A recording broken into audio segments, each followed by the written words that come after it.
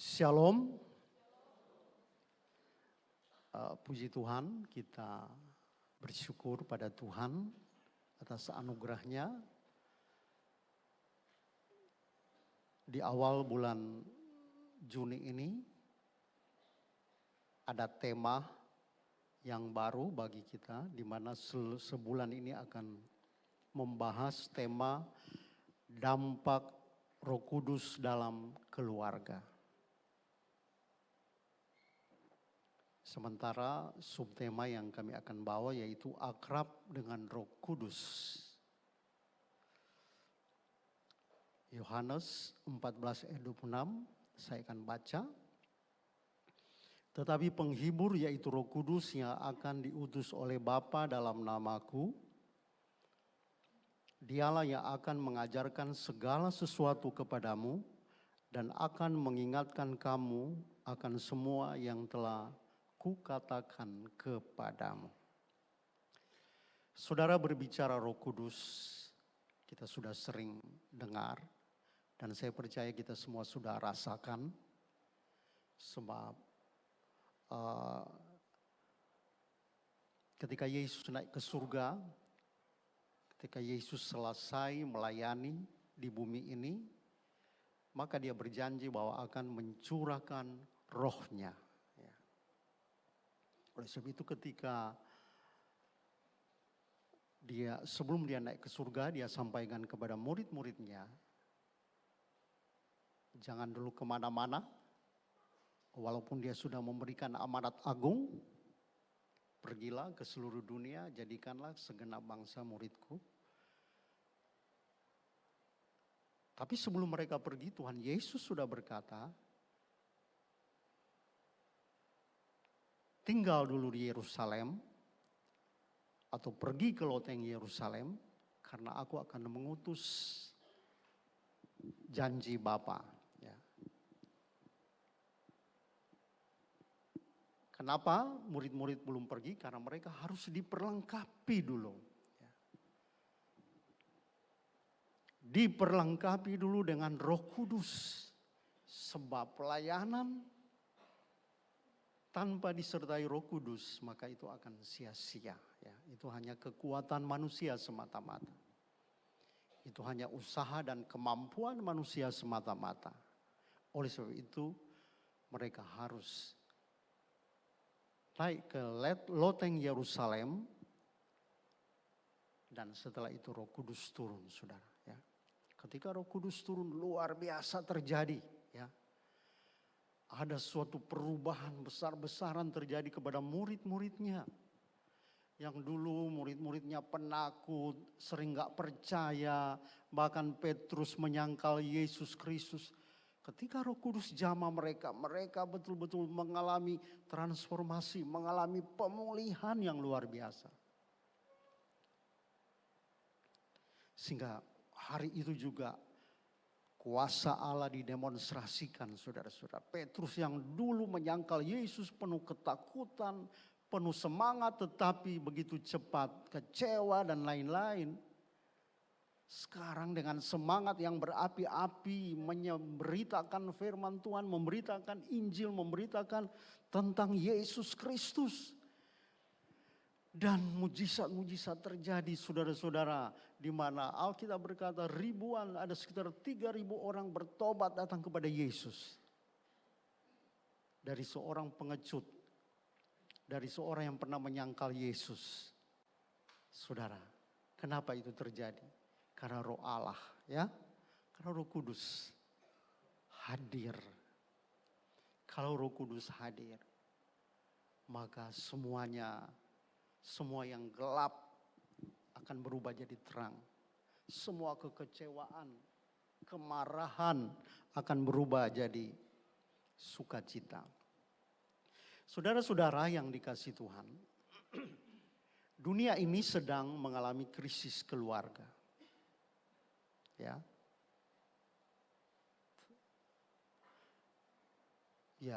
terjadi perceraian, semakin meningkat hari-hari ini, saudara-saudara, ya. Dikit-dikit kita dengar ada orang yang bercerai. Bukan cuma agama lain. Tapi di kalangan Kristen juga ada begitu banyak yang kita dengar, yang kita nonton di media sosial bercerai, saudara-saudara. Artis, apalagi artis ya. Jadi perceraian meningkat. Sehingga anak-anak kehilangan arah. Terbangunlah generasi-generasi anak-anak yang tidak mengalami kasih sayang dari orang tua mereka ya. Dan banyak rumah tangga hidup tanpa damai. Cekcok terus, berkelahi terus ya. Nggak ada damai sejahtera ya. Persungutan terus, kemarahan terus saudara-saudara ya. Itu kenyataan fakta di lapangan. Banyak keluarga-keluarga, bahkan keluarga Kristen. Saudara, tapi di tengah semua itu Alkitab sedang menunjukkan bahwa keluarga yang dipenuhi dan akrab dengan Roh Kudus akan tetap berdiri teguh. Akan berdiri teguh. Menjadi terang dan menjadi saluran berkat. Inilah tentunya yang diharapkan, saudara. Kita tetap menjadi keluarga yang berdiri teguh, menjadi saluran berkat, menjadi terang di mana-mana, saudara.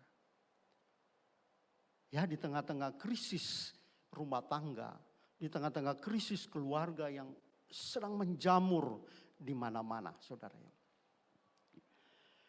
Kita tidak hanya butuh metode-metode dunia ya, metode ya seperti parenting itu kan pola atau kiat-kiat bagaimana membimbing anak-anak kita ya, mengasuh anak-anak kita supaya menjadi orang-orang yang diharapkan lah ya.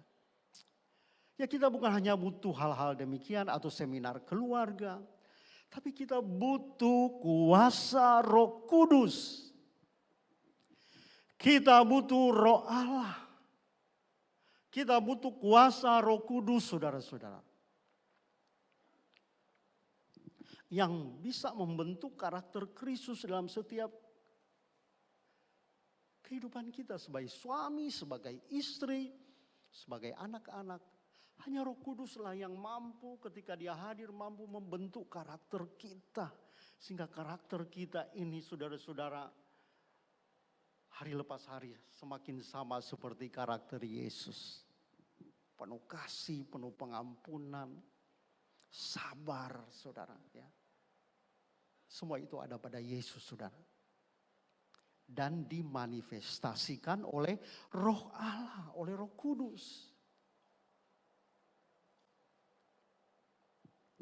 Hari ini kita akan belajar bagaimana keakraban dengan Roh Kudus dapat membawa dampak yang besar dalam kehidupan keluarga kita. Ya. Keakraban, akrab. Ya. Jadi bukan sekedar kenal ya. Seperti saya kenal presiden, tapi dia tidak kenal saya. Ya. Tetapi akrab. Akrab ini artinya ada suatu hubungan, relasi. Suatu hubungan yang terus menerus. Hari lepas hari, entah di jalan, entah di rumah. Membangun hubungan. Untuk itulah orang yang dipenuhi Roh Kudus seringkali ada tandanya berbahasa roh. Ya. Bahasa roh itu untuk apa? Alkitab berkata gunanya berbahasa roh adalah untuk membangun iman kita. Ya. Untuk membangun iman pribadi. Bahasa roh memang tidak membangun jemaat. Karena ketika orang dengar apa artinya ya. Tapi bahasa roh itu gunanya menurut Alkitab membangun iman kita sendiri ya. Terus itu saya dimanapun bukan cuma di gereja, entah di mobil, entah di jalan, pasar. Dalam hati saya berbahasa roh. Ya. Sedang membangun iman. Ketika saudara berbahasa roh, ketika saudara dalam keadaan lemah, ketika saudara menyembah Tuhan berbahasa roh, saudara akan merasakan fresh.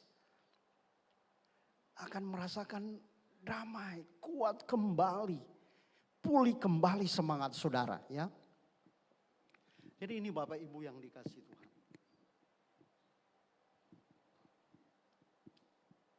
jadi akrab dengan Roh Kudus. Kan memang eranya sekarang era Roh Kudus, saudara ya. Ketika zaman Abraham sampai zaman Yesus itu zaman Bapa. Ya. Ketika zaman Yesus, zaman anugerah. Ya. Ketika Yesus hadir itulah zaman anak. Nah ketika Yesus naik ke surga, itu sampai hari ini zamannya Roh Kudus. Jadi yang hadir, yang sedang beracara di bumi ini adalah yang sedang berkarya dan menyatakan Yesus di mana-mana adalah Roh Kudus. Oleh sebab itu mari kita sapa dia, mari kita akrab, bersekutu setiap hari dengan Roh Kudus. Dan itu akan membawa perubahan dalam hidup keluarga kita. Mungkin keluarga kita sedang kacau. Penuh dengan pertengkaran. Karena masing-masing sedang mempertahankan suami, mempertahankan egonya, istri demikian ya, saling berdebat satu sama lain ya. Bahkan tidak terkontrol lagi sampai maki, kotor, segala macam saudara-saudara ya. Saudara-saudara, dan kita sering sudah berusaha bagaimana memperbaiki keluarga kita. Ya, dengan metode ini, metode itu. Tapi satu hal Alkitab berkata, kehadiran Roh Kudus. Alkitab berkata, dialah roh penghibur, yaitu Roh Kudus yang akan diutus oleh Bapa dalam namaku. Dialah yang akan mengajarkan segala sesuatu kepadamu dan akan mengingatkan akan semua yang telah kukatakan kepadamu. Saudara, mari kita akrab dengan Roh Kudus setiap hari. Tiap pagi berdoa, enggak apa-apa saudara sapa Roh Kudus. Ya, selamat pagi Roh Kudus. Dalam masalah apapun saudara. Saudara-saudara, sebab kehadiran Roh Kudus itu akan membawa perubahan. Hal yang pertama ketika Roh Kudus hadir, dampaknya adalah slide berikut. Ya, kita lihat di sini, Roh Kudus akan mengikat keluarga dalam kasih. Ya, Roma 5 ayat 5 berkata, dan pengharapan tidak mengecewakan, karena kasih Allah telah dicurahkan dalam kita oleh Roh Kudus. Jadi kasih Allah itu dicurahkan dalam hidup kita oleh Roh Kudus. Jadi Allah lah yang memberi kasih, tetapi yang menyampaikan kasih itu kepada kita, yang membawa kasih itu kepada kita adalah Roh Allah. Ya, surahkan dalam hati kita oleh Roh Kudus yang telah dikaruniakan kepada kita. Jadi penting saudara, kasih itu adalah fondasi keluarga yang sehat. Keluarga tanpa kasih saudara-saudara, maka itu bagaikan tinggal bersama tanpa kehangatan, ya, tanpa keharmonisan. Ya. Saudara-saudara, semuanya rasanya hambar. Ya. Tapi ketika Roh Kudus hadir, maka saudara-saudara, ya sebab kasih yang sejati itu bukan dari kita. Kita tidak mampu mengasihi pasangan kita dengan sungguh-sungguh. Kasih yang sejati itu dari dari Allah, dan yang memberi kasih itu adalah Roh Kudus. Ya. Jadi pentingnya kehadiran Roh Kudus dalam hidup kita. Roh Kudus ketika dia hadir, Roh Kudus dicurahkan dalam hati kita. Artinya saudara-saudara, ketika hati kita dipenuhi dengan kasih Tuhan, maka kasih itu akan merambat, akan berdampak. Mungkin kalau suaminya sudah bertobat, dia akan berdampak kepada istri, kepada anak-anak, kepada cucu, kepada seluruh keluarga. Ya, kasih itu akan berdampak kepada suami kalau istrinya sudah bertobat duluan. Ya, kepada anak-anak saudara-saudara. Ya, kasih itu dicurahkan dalam hati kita dan dia berdampak. Sehingga kasih itulah kasih yang diberikan Roh Kudus itulah yang memampukan kita ini sanggup mengampuni. sanggup mengasihi tanpa syarat. Ya. Sebab kasih sejati, kasih agape itu adalah kasih yang tanpa syarat. Ya. Biasa pakai kata walaupun. Ya. Kalau kasih manusia kan pakai jika. Ya. Kata jika. Jika engkau begini, jika engkau begitu, jika engkau kaya, ya, aku cinta kau. Tetapi kasih sejati, kasih agape itu adalah kasih, ya sering saya katakan pakai kata walaupun. Walaupun engkau. Walaupun Tuhan berkata walaupun engkau berdosa. Walaupun engkau jahat, walaupun engkau sering menghina aku, sering mencaci maki aku, tapi aku tetap cinta padamu. Oleh sebab itu ada banyak orang yang maki-maki Yesus kan banyak yang bertobat. Ya. Banyak yang terima Yesus. Kalau nonton di media sosial, begitu banyak orang-orang yang dulu hina-hina Yesus, ejek-ejek Yesus. Tiba-tiba mereka didatangi Tuhan. Kenapa? Walaupun mereka orang berdosa, bertimbun-timbun dosa mereka, ya sudah menghina-hina Yesus, mencaci maki Yesus, tapi Tuhan Yesus tetap cinta mereka. Dan demikian Roh Kudus, saudara-saudara. Kasih Allah jika Roh Kudus jika Roh Kudus hadir dan akrab dengan kita, maka kita akan dipenuhi dengan kasih Tuhan. Dan kasih itu bukanlah perpecahan. Kehadiran Roh Kudus akan mempersatukan. Kalau kita setia ke gereja, setia berdoa, ya, tetapi di rumah kacau balau, di rumah berkelahi terus, perpecahan terus, saya tidak yakin saudara ada Roh Kudus, ya. Sebab Roh Allah selalu membawa damai sejahtera. Roh Allah selalu membawa sukacita. Roh Allah selalu membawa persatuan, ya. Hanya kehadiran Roh Kuduslah yang akan membawa persatuan, baik itu dalam skop gereja, ya. Kenapa banyak gereja bercerai? Kenapa banyak gereja gontok-gontokan, perpecahan? Saya yakin mereka tidak mau dipimpin Roh Kudus. Kalau mau dipimpin oleh Roh Kudus, pasti Roh Kudus akan membawa persatuan, kesehatian. Saudara-saudara, ketika setiap anggota keluarga akrab dengan Roh Kudus, kasih Allah akan menjadi fondasi utama hubungan atau relasi mereka. Ya. Kasih ini tidak bersyarat, penuh dengan pengampunan. Ya. Jadi kalau suami istri bertengkar, jangan simpan sampai matahari terbenam. Ya. Sebab kalau sudah matahari terbenam berarti sudah gelap. Kegelapan akan kuasai kita, ya. Tapi secepatnya dituntaskan. Orang yang punya Roh Kudus, dia akan dikuasai kasih yang sejati itu, saudara-saudara. Kasih yang tanpa syarat, dia akan secepatnya mengampuni. Jangan disimpan-simpan, saudara-saudara. Berminggu-minggu, akhirnya roh jahat datang memprovokasi kita. Akhirnya ujung-ujungnya bercerai saja, ya. Ujung-ujungnya kehancuran rumah tangga terjadi, ya. Jadi kita lihat di sini, saudara. Jadi kasih dari Allah itu melalui Roh Kudus penuh pengampunan dan sabar, menjadi kekuatan dalam menghadapi konflik. Hal yang berikut, saudara-saudara, ketika Roh Kudus, slide berikut, ketika Roh Kudus hadir dalam kehidupan kita, saudara-saudara, maka segala hal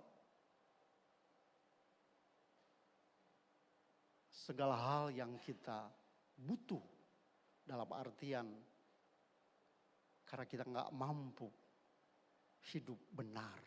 Kita tidak mampu mengasihi, kita tidak mampu mengampuni sebenarnya.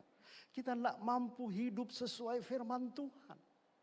Oleh sebab itu kehadiran Roh Kudus, apalagi kita akrab dengan Dia, saudara-saudara, Roh Kudus datang untuk menjadi roh penolong. Oleh sebab itu dalam ayat firman Tuhan, dalam Yohanes 14 ayat 26, saudara-saudara, di sana dikatakan bahwa penghibur yaitu Roh Kudus yang yang diutus oleh Bapa dalam namaku, dialah yang akan mengajarkan segala sesuatu kepadamu. Kita tidak ngerti apa-apa sebenarnya tentang kebenaran. Apalagi melakukannya. Kita tidak ngerti dan tidak mampu melakukannya, saudara.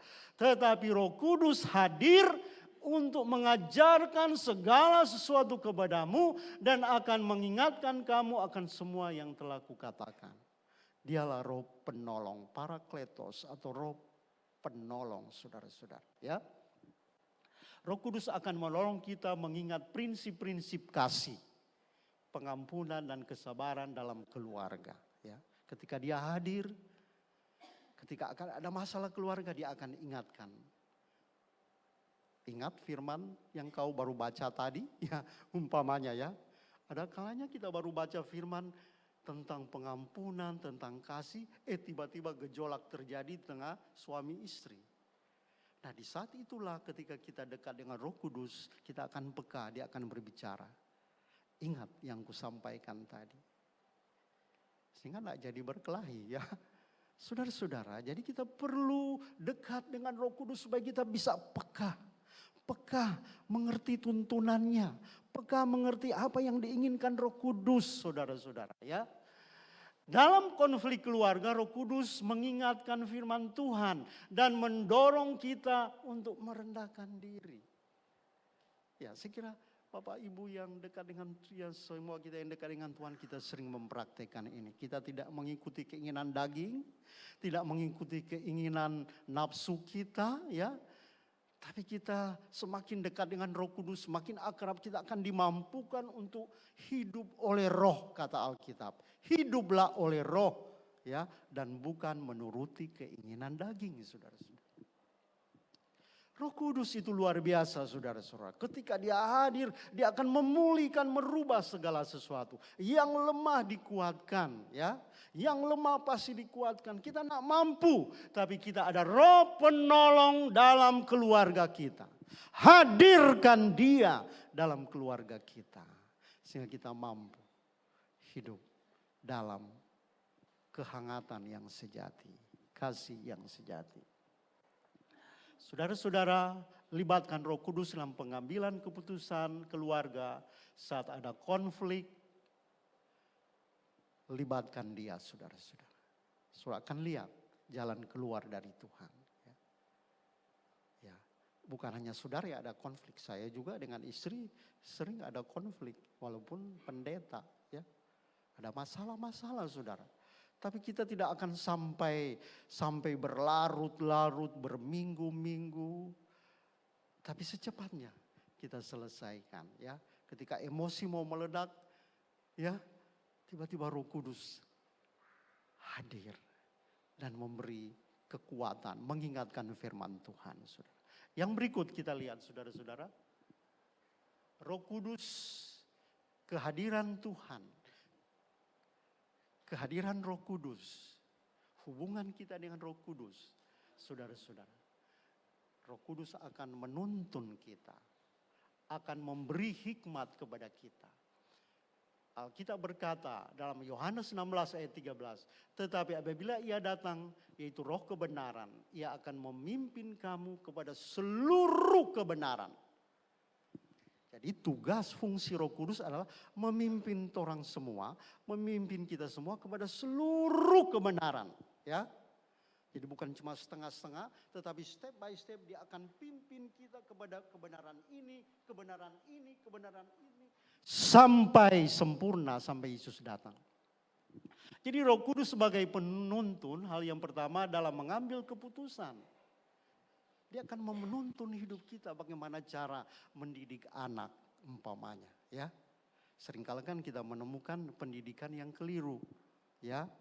Kita harus seimbangkan dua hal, yaitu kasih dan disiplin.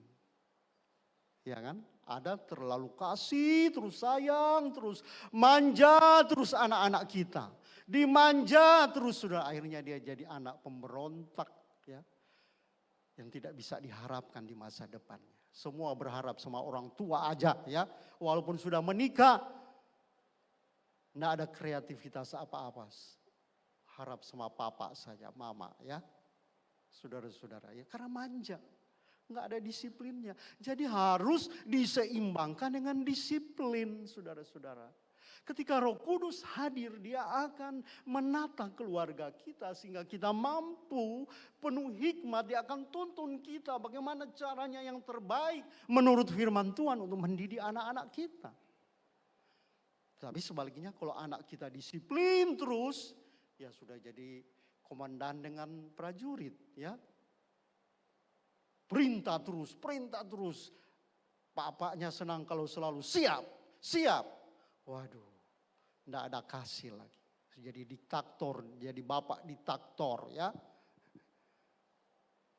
Ini juga salah. Jadi perlu keseimbangan. Roh Kudus akan menuntun dalam kita mengambil keputusan.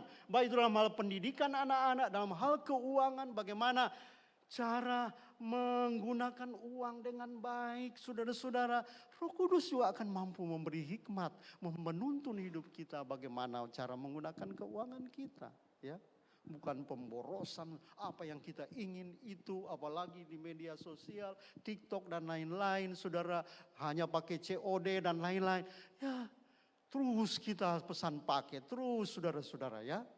Tidak berhikmat, saudara-saudara, ya. Padahal kita ada kebutuhan-kebutuhan yang penting.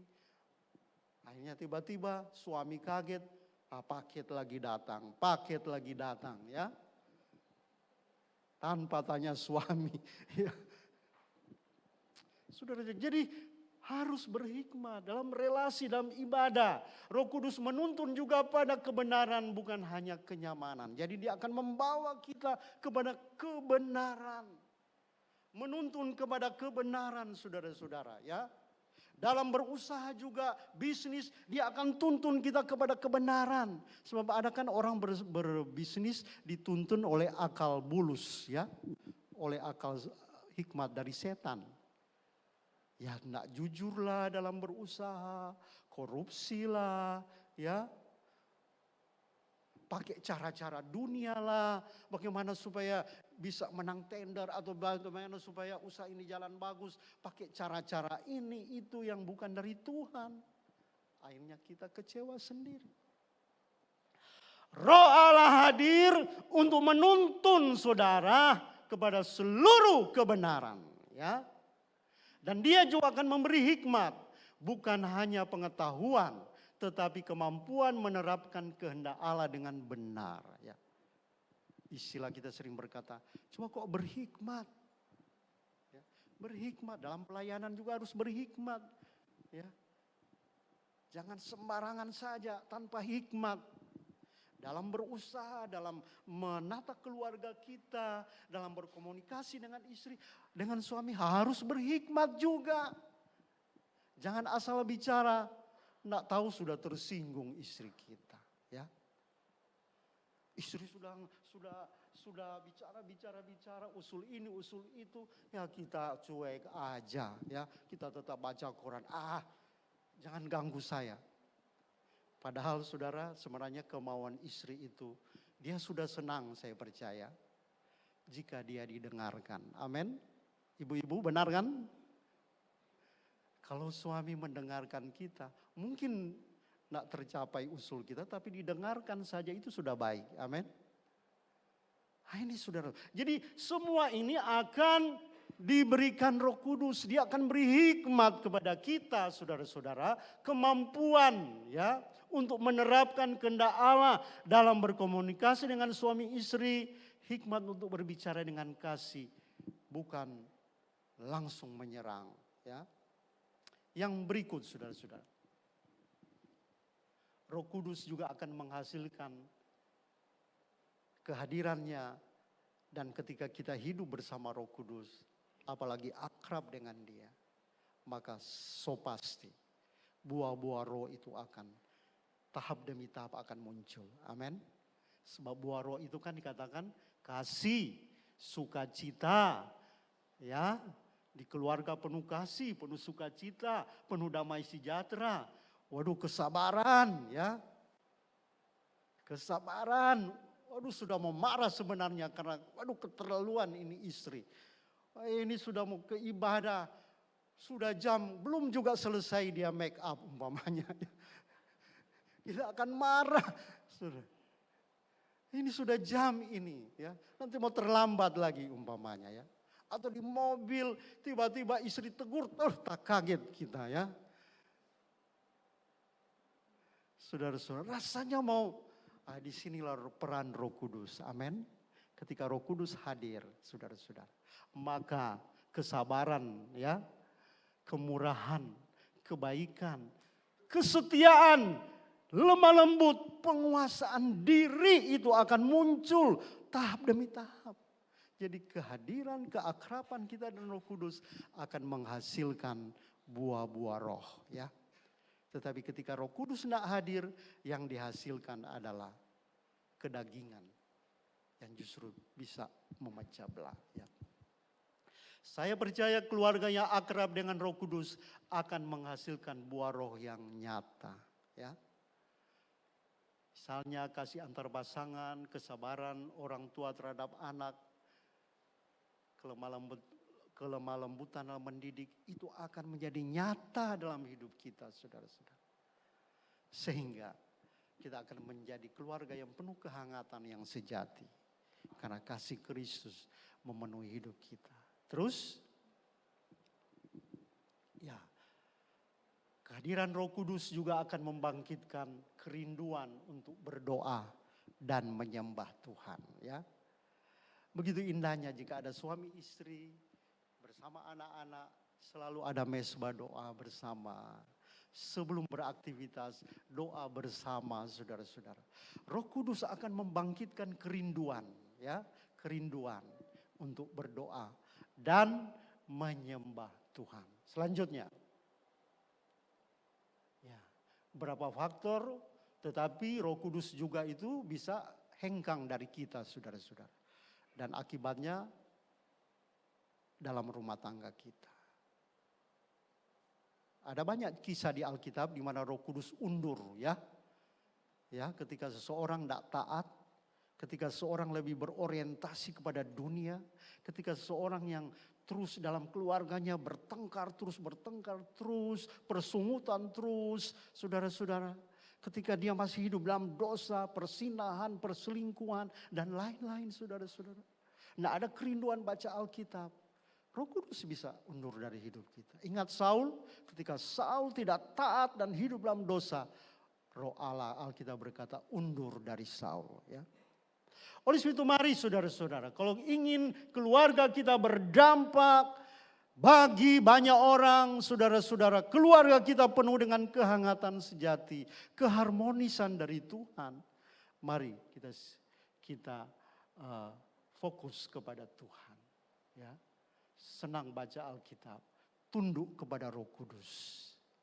Sebab seringkali Roh Kudus sudah sampaikan ini, kita nggak mau lakukan. Ya, Roh Kudus bilang, ampuni dia, ampuni.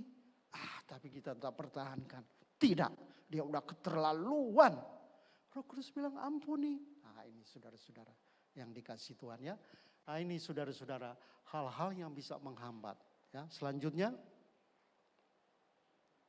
jadi saudara-saudara, mari kita bangun kehidupan doa bersama secara rutin. Jadikan firman Tuhan sebagai pusat kehidupan keluarga. Baca Alkitab setiap hari Bapak Ibu ya, satu keluarga ya, saling mengampuni dan merendahkan diri kalau ada masalah. Hidup dalam ketaatan dan kekudusan ya.